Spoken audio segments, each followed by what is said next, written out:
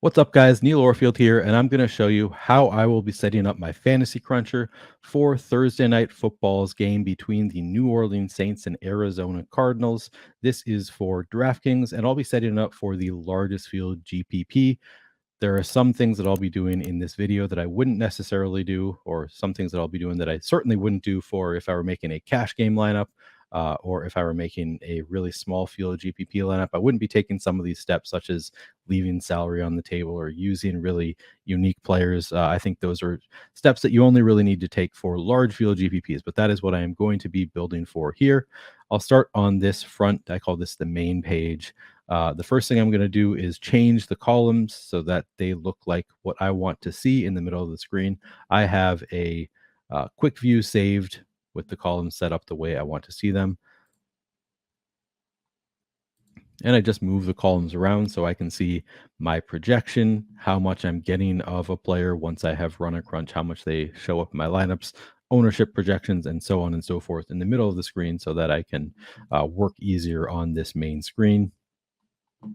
One thing that I often do on these slates is I also set a cap on my exposure to every player in the captain spot. So I have 100% exposure on every player is the default. I'm going to leave that for most positions. That's a personal preference thing, but I like to leave that so that Fantasy Cruncher can build me really highly projected lineups throughout my set. But I will set a cap on the captain spot, and I change this every slate what I actually want to set this cap at.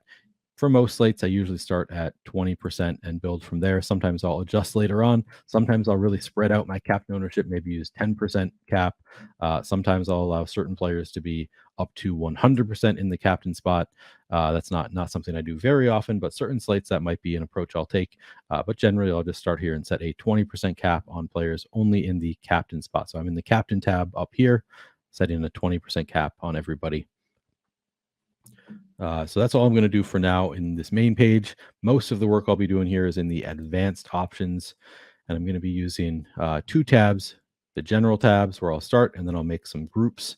Those are the only tabs I'm going to be using here. So in the general tab, starting unique players per lineup, I leave this at one unique player per lineup. This means that my lineups can be one player away from each other. So I can be creating a lot of very similar lineups. If I were playing 20 or fewer lineups, or maybe even 50 or fewer, maybe I'd consider setting that to 2. But across 150 lineups, I don't mind having lineups that are just one away from each other. I'm still going to be pretty spread out across 150 lineups. So if some of them are very similar to each other, I'm okay with that. I'm going to leave this at one unique player per lineup. In the team salary fields, I don't set a minimum salary at all.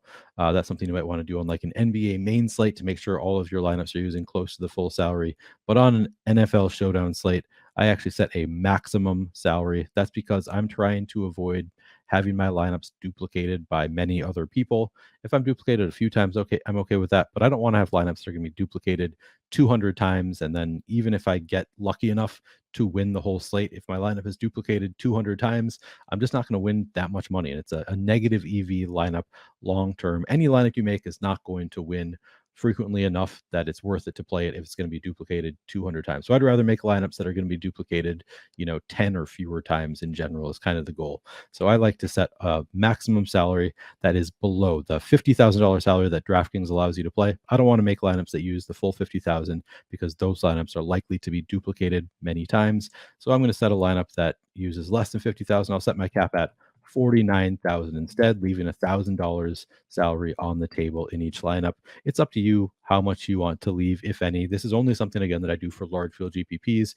The more salary you leave on the table, the less likely your lineup for most slates, the less likely your lineup is to win, but only slightly. The more you leave on the table, but also the more money you're likely to win if it does win. So there's a fine line between getting unique and making lineups that just don't have a chance to win. But I think $1,000 is a pretty good starting place. That might be my recommendation for most people who are not 150 max. And I think leaving 1,000 on the salary, 1,000 salary on the table makes some sense. Offensive players versus defense, the default is max 2 players. I don't mind having 5 players from one team against the defense from the other team. Let's say this is a game where New Orleans really has trouble moving the ball, but Arizona doesn't at all. Arizona wins the game 35-3. Maybe I don't mind having 5 players from Arizona and just the defense from New Orleans. In this example, New Orleans might be the highest scorer for the Saints because, the kicker obviously will get 3 to 5 points there, but maybe the defense has a few fumble recoveries and an interception or two, and they end up outscoring the kicker. They could be the highest scoring player from the Saints if the offense, isn't really moving the ball much at all. And then you have 5 players from Arizona against just the defense from the Saints. It can work out sometimes, and not a lot of people are going to play 5 players from one team against the defense of the other.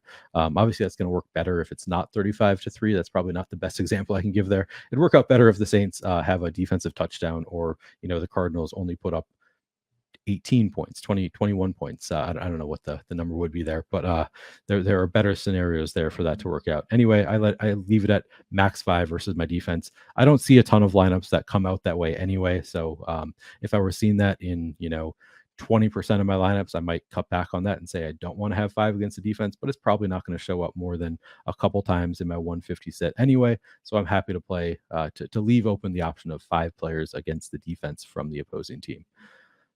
Global exposure cap, I leave this at 100%. Again, you already saw I changed my in just the captain field. I changed it to a 20% cap, but everybody else I would allow to have up to 100%. That's just my preference to allow Fantasy Cruncher to build highly projected lineups. I don't want to make my settings too prohibitive, so I'm going to leave that at 100%. Randomness, this is up to you. How much control do you want over your lineups? The higher you set your randomness to, the more control you're giving up to allow Fantasy Cruncher to make some lineups that maybe don't project quite as well. I'm going to set this to 50% using normal distribution randomness. If you're using classic randomness, I might recommend more like 40% or 30%, something lower than 50%. You could still, 50% is still fine if you're using classic randomness, but just know that the more randomness you use, the more control you're giving up. If you want to have more control over what your lineup set ends up looking like, you could set that lower, 10%. Some people use 0 randomness. It's all about personal preference. I like to use 50% randomness. It also builds lineups a little bit faster the more randomness you do use. Guys, NBA is here, and we've got our best promo of the year for you. For just $10, you can get 10 days of Stokastic plus Platinum. That means you'll get full access to all of our data and tools for every sport: NBA, NFL, NHL, PGA, you name it, everything we've got. You'll also get our new lineup generator, which allows you to enter some very basic settings to build and export up to 20 lineups using our data. The builder comes preloaded with settings used by top pros like Alex Baker and Steve Buzzard to help you build great lineups. Again, this deal gives you Stokastic Platinum for 80% off the normal price and gets you access to Lineup Generator. Use promo code HARDWOOD or click the link in the description to sign up. Minimum projection included in calculation, the default is set to 3. So this means that any player who has a projection lower than 3 cannot make it into your player set. Fantasy Cruncher will not include them in any lineups if they have a projection below 3. So you could change this to a lower number. You could set it to 0. So anybody with a projection at all can make it into your lineups. You could change it to 2. So anybody with a projection above 2. I just leave it at 3. And if I want a player to be in my lineup set, I'll change their projection to 3 or higher to make sure that they can be included as candidates in my lineups. Thumbs up, thumbs down, I leave that at 8%. I think that's a pretty good number. I don't always use that, but I think in general, that's a good number to leave it at. And then players from each team max. This means that you can have 5 players from one team out of your 6. I leave it at 5. I don't mind having 5 against 1 at all. It generally tends to be underused by people. People want to make 3-3, 4-2 lineups. Sometimes those 5-1s can be a little bit underused. So I like to leave that at 5. And that's everything that I do in this general tab. Now I'm going to move over to the groups tab and make a couple groups here. Generally, the groups that I think are more mandatory are related to quarterbacks. The reason being, most quarterbacks, it kind of depends. Kyler Murray, he can rush, he can get a number of points on the ground. Most quarterbacks can't get many points. Don't accrue many points rushing. They get most of their points through the air. And on every play that the quarterback is throwing the ball, whoever is throwing the ball to is going to be outscoring him in terms of fantasy production, because this is DraftKings. It's a full point per reception. So the receiver gets a 1 point right off the bat, even if it's a 0-yard play. But then it's, say, if it's a 25-yard play, the quarterback gets 1 point per 25 yards. So now the quarterback is at exactly 1 point for a 25-yard pass. The receiver is getting the point per reception. They're also getting 2.5 points for their yardage. So now the receiver is getting 3.5 points to the quarterback's 1 point. The receiver is outscoring the quarterback, and generally the quarterback is going to be more expensive. So you have to be a little bit more thoughtful about how you are correlating your quarterback, the kind of groups you're setting. I'm going to start right away with Saints quarterback in the MVP spot, and captain spot. This is DraftKings. I should note here that I am making this video on Wednesday. I'm going to the Timberwolves game tonight, so I wanted to get this video out early. I don't know how late I'm going to be out or if I'm going to want to be getting up early tomorrow. So I'm making this video Wednesday afternoon. And as of now, the Saints have not announced who their quarterback is going to be. But luckily for me, making these videos, I don't need to care that much. I'm going to go down to captain, and I'm going to add both Jameis Winston in the captain spot. So we are currently projecting Andy Dalton to be the starting quarterback for the Saints. I'm going to add both, and it's not going to matter. Our projections will update tomorrow. But for now, I'm just going to add Jameis Winston in the captain spot as a key player and Andy Dalton in the captain spot as a key player. So now that's saying that any lineup that has either of them in the captain spot, this group is going to work for. So it doesn't really matter since I have both of them in here as key players. Regardless of which one is the starting quarterback, this group is going to apply if they're in the captain spot. All right, so now I'm going to go to the top and add wide receivers from the Saints to the secondary group. I added the quarterbacks as key players, so now I'm going to go add the rest of the pass catchers to the secondary group. So Keith Kirkwood, Tre'Quan Smith, Callaway, Olave, Nick Vanette, Juwan. And now you could add some secondary options. You could add some running back options. I think Alvin Kamara, you're definitely going to want to add to the secondary group. He's pretty involved in the passing game, typically. You could include Mark Ingram if you want to, not as necessary. I was thinking about, do I want to include Taysom in the secondary group? Is he going to be used at all this year as a receiver? I don't even think he has a reception on the year yet. Does not seem like he has been used at all as a tight end. You could think about adding Taysom there. They use him in so many different weird ways. I think I might actually add Taysom to the secondary group. And I should note that if Taysom ends up being named the quarterback tomorrow, that's going to change the entirety of this group. I think Taysom is the kind of rushing quarterback that you wouldn't necessarily need to correlate him with pass catchers at all. So he'd be more like a guy that you would not necessarily need to be making these groups for anyway. But I'm working under the assumption that one of these, Winston or Dalton, is going to be the starting quarterback. I think that's by far the most likely scenario as long as one of them is healthy. And currently, neither of them has an injury designation. So I'm just going to add these guys. Again, I really don't know if you need to add Taysom to this group. He has not been used as a tight end, which was his designation. Coming into the year, he was a tight end. He hasn't been used that way. So you might not need to include him here. But anyway, with these quarterbacks, depending on who it is, I might make the group slightly different. Jameis Winston has shown a little bit more rushing upside, but honestly, even Winston hasn't been rushing a ton. So they're fairly similar, Jameis and Andy Dalton. The way I'm going to set up this group is I'm going to set up the group for quarterbacks that don't really have a ton of rushing upside. So I'm going to say, if any key player is used, so this is either whichever one is the starting quarterback in the captain spot, then I'm going to require at least one of these pass catchers to be somewhere in the flex spot. You could set that to 2. That's something I would think about doing. Maybe these guys have enough rushing upside. Maybe Jameis can get into the end zone, 20 yards on the ground, gets enough fantasy points that way that he only brings one receiver along with him and he's still the optimal captain, gets enough points to be the optimal captain.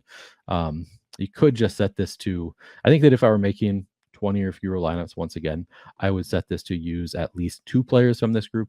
I think because I'm making 150 lineups, I'm going to leave it at 1 and allow that to be the possibility in some of my lineups, but I am going to be giving bumps to all of these receivers, and it's going to make it more likely that when I have Jameis Winston or Andy Dalton in the captain spot, that I'm going to have multiple of these receivers in the flex. And again, if I see too many lineups that have just one receiver in the flex, I would probably change it back. And if it's Andy Dalton, I might be more inclined to just set this number down here to 2. We'll have to wait and see who is named the starting quarterback tomorrow.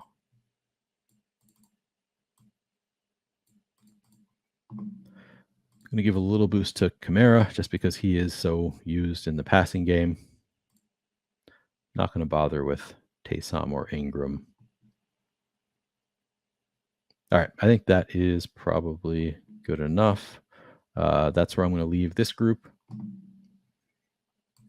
Secondary group, I'm going to set a Kyler captain lineup.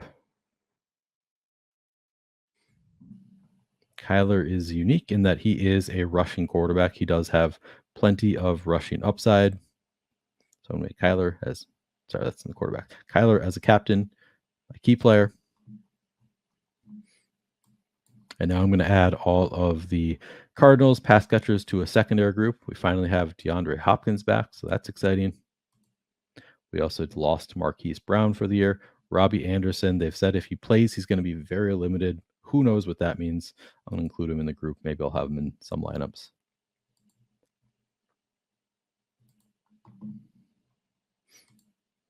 Zach Ertz. And I think whoever is starting at running back for the Cardinals, you can include them in this group as well. Or either Eno Benjamin or James Conner in particular have upside through the air. All right, good enough. For Kyler, your choices are, I don't think that you need to require 2 players just because Kyler clearly has that rushing upside. I think he rushed for over 500 yards and maybe 5 touchdowns or so last year. I think that, he's always got the upside to have a rushing touchdown and, 60 yards on the ground or a couple of rushing touchdowns. I think that Kyler is clearly somebody that you could use in the captain spot with possibly no Cardinals anywhere else in the lineup. I would be inclined if I have Kyler in the captain spot. He's still going to do, a good amount of his damage, most likely through the air most games. So I would be inclined if I have Kyler in the captain spot to have at least one Cardinals pass catcher somewhere in a flex spot because it's unlikely that he's going to, rush for 100 yards and 2 touchdowns. I don't think that he's that level of a rusher that he's likely to do it without at least bringing one of these pass catchers along with him. So you could say only apply plus minus adjustments. And I think that is actually what I'm going to do. So, even though I don't think that Kyler, he's not a 1,000-yard rusher, but he does have that ability to have spike weeks. So I'm going to allow for the possibility of Kyler to be in the captain spot with no pass catchers in a flex spot. If I see it more than a couple times, again, in 150 lineups, I probably would come back and change this. I would uncheck this box and require at least one. And if I were making probably fewer than 20 or fewer lineups, maybe even like 50 or fewer lineups, I would probably uncheck this box and just keep it as require at least one pass catcher from this group if you have Kyler in the captain spot. But I'm just going to check the box and then I'm going to give boost to make it more likely that if I have Kyler in the captain spot, I'm going to have one of his pass catchers in the flex spot.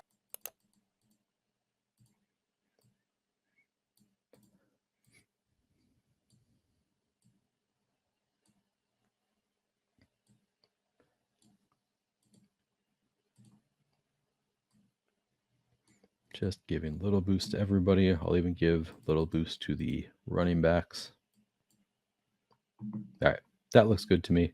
If I am using this only apply plus minus adjustments, there's really no point in having Devontae Ingram in this group unless I'm going to give him a boost. So that would be, he'd be somebody I'd be more likely to include if I do require at least one. Anyway, I'm going to leave it for now and think about whether I want to change this. But for now, I'm going to start with only apply plus minus adjustments.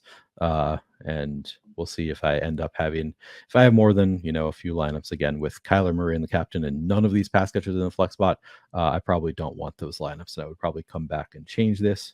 And then I'll make one more group, which is Saints QB in the flex. And same thought process as before. I don't think that these Saints quarterbacks are good enough rushers that they are likely to be optimal in a flex spot and not have one of their pass catchers show up somewhere else in the lineup. So I'm going to add Andy Dalton in the flex spot as a key player and Jameis Winston in the flex spot as a key player. And again, once they name the starter, tomorrow, you can just put whoever the starter is in this group. I just don't know who the starter is yet, so I'm including both of them. And I'll go back and I will add all of these Saints pass catchers to the secondary group.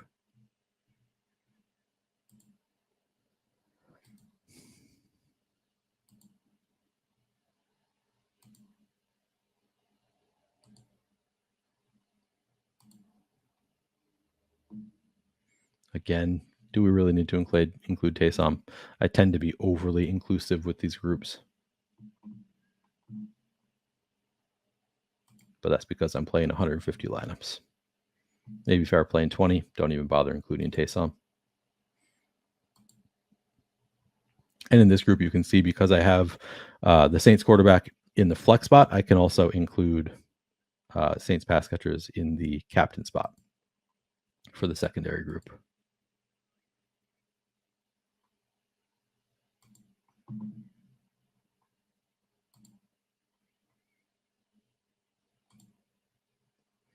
All right, looks good. And for this group, I'm just saying if any key player used, use at least one of these players somewhere else in the lineup. I think that's what I want it to look like for the Saints quarterback group. I'm not going to make the same group for Kyler because I think Kyler could certainly be optimal in the flex without bringing along any other Cardinals pass catcher. He does have enough rushing upside for that. Again, if I saw that too frequently, if it's in like 20% of my lineups, maybe I come back and at least say give it a boost to the pass catchers if I have Kyler in the flex spot. But for now, I think this is how I'm going to start my groups. Come back to the main screen. I'm going to save this. Honestly, not sure if you need to save this. I kind of think that it does not do anything, but this looks good for now. All right, now I'm on the main screen. I've already set my cap at 20%. So I'm just going to crunch some lineups and see what it looks like. I'm going to change this using my projections. So use my projections. Crunch. This always, I start with 149. That's because I hand build my first lineup and usually I use it. But I'm just going to, for our purposes, do 150. Guys, NBA is here and we've got our best promo of the year for you. For just $10, you can get 10 days of Stokastic plus Platinum. That means you'll get full access to all of our data and tools for every sport, NBA, NFL, NHL, PGA, you name it, everything we've got. You'll also get our new lineup generator, which allows you to enter some very basic settings to build and export up to 20 lineups using our data. The builder comes preloaded with settings used by top pros like Alex Baker and Steve Buzzard to help you build great lineups. Again, this deal gives you Stokastic Platinum for 80% off the normal price and gets you access to Lineup Generator. Use promo code Hardwood or click the link in the description to sign up. And then look at what my lineups look like. So looking at the top, we've got Dalton in the captain spot with Juwan Johnson, Chris Olave. I didn't require 2 pass catchers. I do prefer it. So this looks like a good lineup. Kyler in the captain with 3 pass catchers, including James Conner there. That looks good. Rondale captain, Kyler in the flex. Don't necessarily need that. If I have some lineups that have Rondale without Kyler in the flex, I'm happy to see that. But I also don't mind that this is a positive correlation, so I don't mind seeing it at all. Olave in the flex, you can see we don't have either Saints quarterback in the flex. That's okay with me. Obviously, they correlate well, but it's certainly possible for Olave to be the optimal captain and not bring along Dalton or Winston or whoever the quarterback is. Here's another one. We've got Andy Dalton in the flex, Juwan Johnson in the captain spot. By the way, we're not going to see Jameis in any of these lineups because we have a projection of 0 for Jameis right now. We're assuming that Andy Dalton is the starting quarterback tomorrow. I think that is a pretty safe assumption. I think it's very likely that Andy Dalton is the starting quarterback tomorrow for the Saints. Again, so we've got Kamara in the captain. We don't have Andy Dalton anywhere. Yeah, this looks like a fine lineup to me. We've got Kyler. Looking at both of these, we've got Kyler in the flex with one of his pass catchers elsewhere in the lineup. That is my preference. I'd like to see that in most of my lineups where I have Kyler in the flex, a pass catcher somewhere in there, but again, not requiring it. Kyler a captain with 3 pass catchers. Dalton the captain with 3 pass catchers, including Kamara. In general, I think I'm pretty happy with the way these lineups are looking. So I don't think I need to make any tweaks to my groups currently. And then the last thing that I do, and I end up crunching many times because I make little adjustments to get to exposure levels that I like of players. And what I do is I go through position by position here to see how much I'm getting of the different players at the position. Currently getting 0% Taysom. I'll probably want to get to some Taysom, so maybe I'd make a little bit of an adjustment. You can start, if you are newer to Fantasy Cruncher in general, I would recommend starting by using these thumbs up and thumbs down to get to more or less of players. With the exception of players who have a projection below 3, you will need to give them a boost. You'll have to change their actual projection to something above 3 to get them into your lineups. But for players that already have a projection above 3, I could just give Taysom a few thumbs up to try and get him into my lineups as a starting point. If he still doesn't get there, then I'll go back and change that and give him an actual projection boost. Not getting any Eno Benjamin. I'd like to get to some Eno Benjamin depending on whether he's starting or not. I'm going to sort by salary here.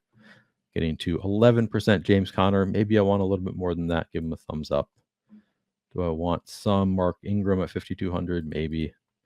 I'm not actually making these decisions right now, by the way. I'm just kind of showing you my thought process. I'll decide tomorrow, once we have inactives and stuff, how much I actually want of each different player and whether I want a player to be in my lineup pool. These are just the kind of thoughts that I have as I'm going. Wide receiver, getting to no DeAndre Hopkins, 3.3% DeAndre Hopkins. He is the most expensive receiver on the slate. He projects worse than Chris Olave, who's nearly $3,000 cheaper. He projects just slightly better than Rondale Moore, who's only $5,800. So you can see why I'm not getting to a ton of DeAndre Hopkins. Maybe I want to get to some more of that. He's obviously got that alpha receiver upside. A lot of Chris Olave. Do I want 47%? I might. He's probably the wide receiver 1 for the Saints. But if you don't want 47%, maybe give him a thumbs down. Keep in mind as you are doing this, as you're making adjustments, all projections are relative to each other. So if you are giving one player a boost, every other player's projection goes down slightly relative to that player, to the extent that you give them a boost. So keep that in mind. Or if you give a negative boost, every other player's projection gets better relative to that player. So you got to keep in mind players' salaries and the projection changes that you make as you are going. Currently getting no Robbie Anderson. They said he's going to be limited, but if he's only 6% owned, maybe I'll take some shots there.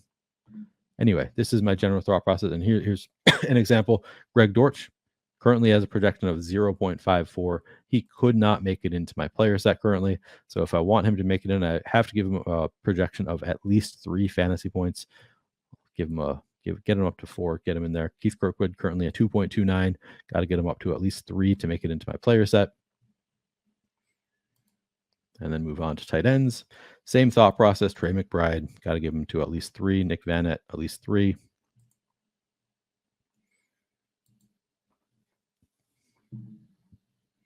Getting to a good amount of both kickers. Because I've given players boosts at other positions, maybe I'm going to get less of these kickers now. I'd probably be fine with that. That's a decision I'll make tomorrow. Not getting to a lot of either of these defenses. Maybe I want to get a little bit more. We'll see. And then I would crunch again.